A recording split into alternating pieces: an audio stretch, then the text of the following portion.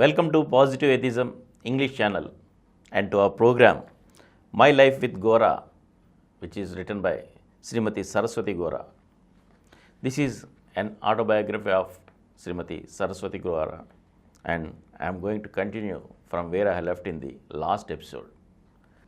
Before I narrate the details about Coimbatore, I must first say a few things about my in-laws family.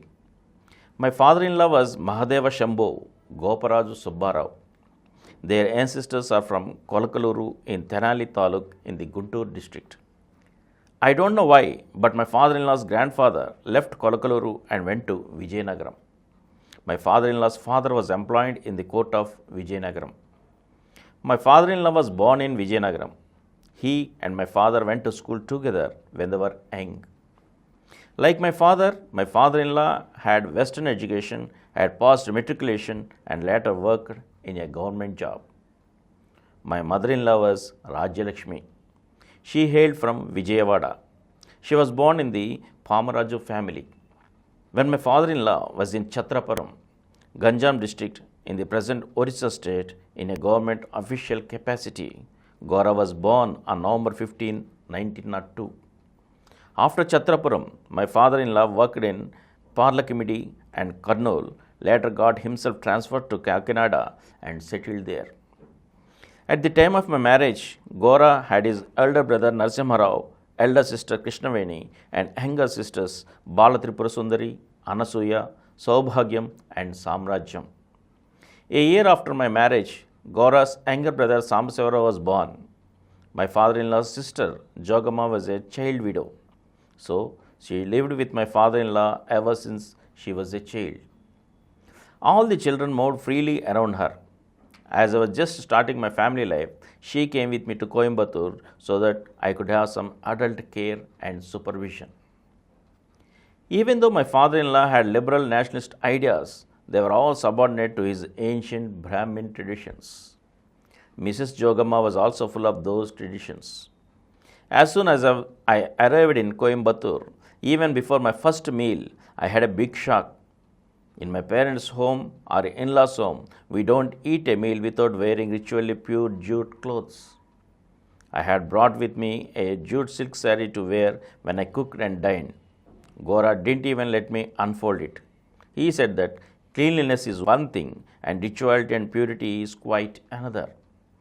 We only need cleanliness and not ritual purity. This was quite the opposite of what was constantly done into my ears. But they also taught me that the husband is God and that a wife should never disobey the husband. I didn't have the energy to argue or oppose. That was the first day of our family. Let whatever might happen, I decided that it was advisable to go along with the husband. I did not relish the meal, as I didn't have the habit of eating without wearing ritually pure silk clothes. For some days to become, it felt weird. From this, we can tell what an influence customs and manners have on human life. Gradually, I got used to the new habit. Jogama used to wear the pure clothes in the morning, cook and eat separately, wearing her pure clothes. We too, on the other hand, ate in normal clothes. In the evenings, she used to cook for herself a meal with broken rice grits or a meal with cream of rice. We had a custom that widows couldn't eat a regular meal at nights. For the two of us, I used to cook a curry, rasam, and rice. I never cooked before I started my family life. I never learned to cook. Since Jogama cooked in the daytime, she used to cook as well. In the evenings, I cooked for us too. But Gora never found fault with my cooking, no matter how I cooked. Sometimes there would be too much water left in the rice. Some other times the rice would be too tough, almost like uncooked rice. The salt and chili in the curries also was sometimes too much and some other times too little. But Gora never commented on these either. I was scared a bit. You have never cooked before, but if you keep cooking, after a few days, you will get used to all that. Don't worry, he would say. But never once did he scold me saying that my cooking wasn't good. Many husbands torment their wives, showing that something is always wrong with what they have done or made. But Gora did not utter a single word of criticism. When a woman just starts her married life, everything is new to her.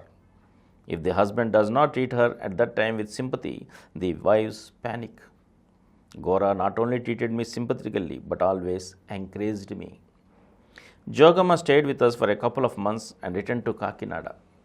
There were always conflicts between her and Gora regarding ritual purity and rules of touch. After touching the cooked pots, Gora used to touch his aunt's head with the same hand. Complaining that she got polluted, she would take a bath and change her clothes. Mrs. Jogama used to wonder whether education corrupted her nephew. However, she was very fond of him. She treated me too affectionately. By the time I arrived, Gora made numerous friends in Coimbatore. After I came, Gora used to take me often to his friends' homes in the evenings, or he would invite someone to our home. I was 14 years old when I started my family life. I knew nothing much of the world. All the things I had learned at home were religious matters and ancient traditions. Although Gora first observed them, by the time I came to live with him, he stopped believing them. For the 2 months he stayed with us, Jogama used to speak about those traditions. I used to worry about what she might say. But since she had left in a couple of months, I had the opportunity to think freely and find out about things from my husband. As I mentioned before, Gora worked in Madurai before he had this job in Coimbatore. Because of all the pilgrims that would visit the holy place of Madurai, he had trouble finding a place to live there. There was a huge house vacant outside of town. There was a rumor that the house was haunted. As by then Gora was educated in science, he started having many doubts concerning God and ghosts. So, since he could not find a residence elsewhere, he rented the haunted house and started living there. He didn't find any ghosts in it. He thus proved for himself what we only fear ghosts, but in reality they had no existence. And from here, I shall continue in the next episode again. Thank you. For more videos, please subscribe to our Positive Atheism English channel presented by Samaram channels, which has crossed more than 20 crore views. Please like, subscribe and share our videos, and for notification of our new videos, please click the bell icon.